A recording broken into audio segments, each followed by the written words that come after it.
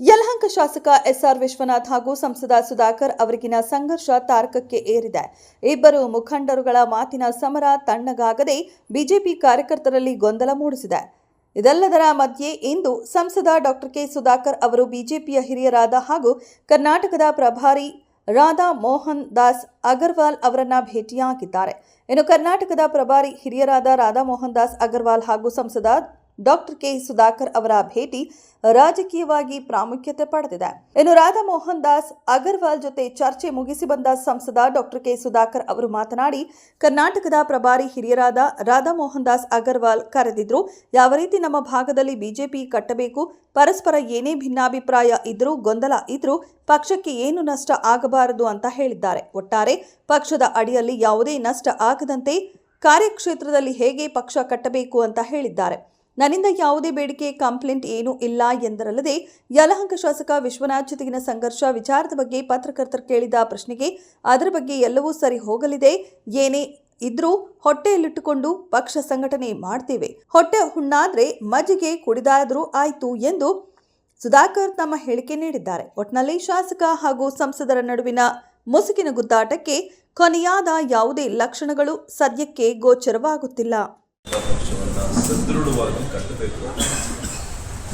ಪರಸ್ಪರ ಏನೇ ಭಿನ್ನಾಭಿಪ್ರಾಯಗಳಿದ್ರೂ ಕೂಡ ಅದು ಪಕ್ಷದ ಮೇಲೆ ಅದು ಪ್ರಭಾವ ಆಗಬಾರ್ದು, ಪಕ್ಷಕ್ಕೆ ನಷ್ಟ ಆಗಬಾರ್ದು ಅಂತ ಹೇಳಿದ್ದಾರೆ. ಅದಕ್ಕೆ ನಾವು ಒಪ್ಪಿದ್ದೇವೆ. ಏನು ಸಣ್ಣ ಪುಟ್ಟ ಅಭಿಪ್ರಾಯಗಳು ಏನಿದ್ರು ಅವೆಲ್ಲ ಕೂಡ ಏನು ಹೇಳಬೇಕು ಅದೆಲ್ಲ ಹೇಳಿದ್ದೇವೆ.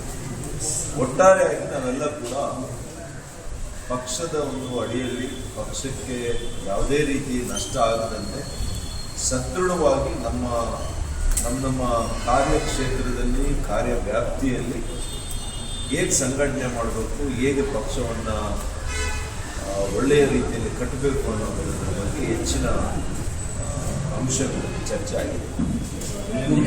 ಜಿಲ್ಲಾ ಮಟ್ಟದಲ್ಲಿ ಬೇಡಿಕೆನೂ ಇಲ್ಲ, ಕಂಪ್ಲೇಂಟ್ಸು ಇಲ್ಲ, ಏನೂ ಇಲ್ಲ. It is discussion between matured senior leaders ಅಷ್ಟೇ. ಇತ್ತೀಚೆಗೆ ಎಸ್ಆರ್ ವಿಶ್ವನಾಥ್ ಅವರು ನೇರವಾಗಿ ನಿಮ್ಮ ಮೇಲೆ ಮಾತಾಡಿದ್ರು. ಇತ್ತೀಚೆಗೆ ಎಸ್ಆರ್ ವಿಶ್ವನಾಥ್ ಅವರು ಕೂಡ ನೇರವಾಗಿ ಮಾತಾಡಿದ್ರು ಸರ್. ಅದ್ರ ಬಗ್ಗೆ ಎಲ್ಲ ಮಾತುಕತೆ ಆಗಿದೆ, ಎಲ್ಲ ಕೂಡ ಸರಿ ಹೋಗುತ್ತೆ. ಬರುವಂಥ ದಿನಗಳಲ್ಲಿ ಪಕ್ಷವನ್ನು ಸಂಘಟನೆ ಮಾಡುವಂಥ ಸಂದರ್ಭದಲ್ಲಿ ನಾವೆಲ್ಲ ಕೂಡ